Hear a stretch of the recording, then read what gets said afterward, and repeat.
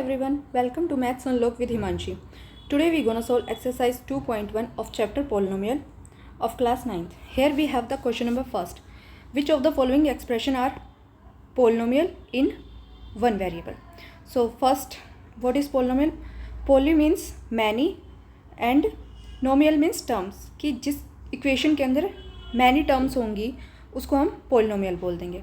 और one variable क्या होता है कि वेरिएबल क्या होते हैं like x y z t e t c r variable and constant are 1 2 3. जैसे कि हम फर्स्ट पार्ट लेते हैं, उसके अंदर क्या है कि 4x² x minus 3x plus 7. तो इसमें पोलिनोमियल होने के लिए एक कंडीशन क्या भी है कि पावर शुड बी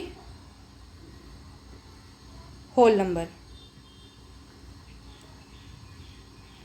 ओके, जो इस वेरिएबल की जो पावर होगी ना वो हमेशा होल नंबर के अंदर होनी चाहिए. अगर वो पावर नेगेटिव या फ्रैक्शन में होगी तो वो हम पोलिनोमियल कंसीडर नहीं करेंगे. जैसे कि फर्स्ट पार्ट में क्या है कि 4x² minus 3x plus 7, 4x² minus 3x plus 7, इसकी पावर 2 है, यहाँ पे पावर 1 है. मतलब जो होल नंबर वाली कंडीशन थी वो सेटिस्फाई हो गई है. तो हम कह सकते हैं कि yes first part is a polynomial.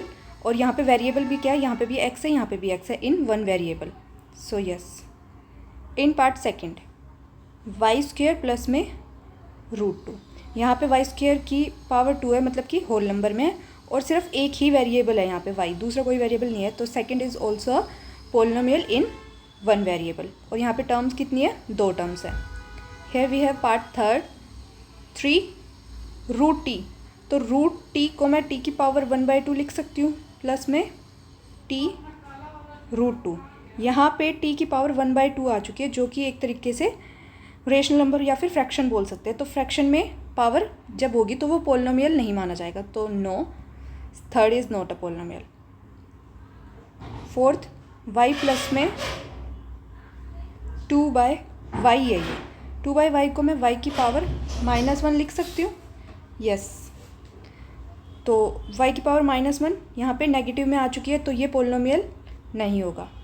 Fifth part x raise to power 10 plus में y raise to power 3 plus में t रेज टू पावर 50.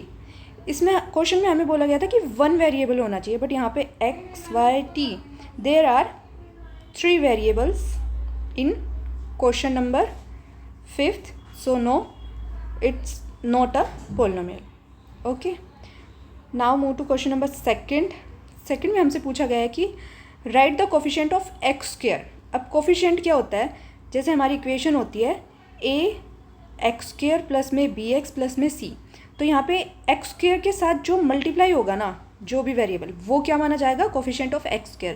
इसके अंदर कोफिशिएंट ऑफ x² क्या है, a. वही हमसे कोफिशिएंट ऑफ x पूछा जाएगा तो हम लिख देंगे b. Okay. So first part में हमसे पूछा है x² का, तो 2 प्लस में x² प्लस में 1. तो x² पे फोकस करेंगे. x² के साथ क्या मल्टीप्लाई में है, 1. सेकंड 2 माइनस x² प्लस में x³. तो x³ और माइनस x². तो यहाँ पे हमसे x² के मल्टीप्लाई में कोफिशिएंट जो है वो पूछा गया. तो यहाँ पे x² के आगे क्या है, माइनस, तो -1. पार्ट थर्ड π/2 x² प्लस में x² के साथ क्या मल्टीप्लाई में है, π/2. पार्ट फिफ्थ यहाँ पे क्या है, x, इसको हम 0 × में x² प्लस में √2x - 1 लिख सकते हैं. तो यहाँ पे x² के साथ क्या मल्टीप्लाई है, 0. तो यहाँ पे कोफिशिएंट ऑफ x² क्या हो जाएगा, 0. Now move to another question which is question number third.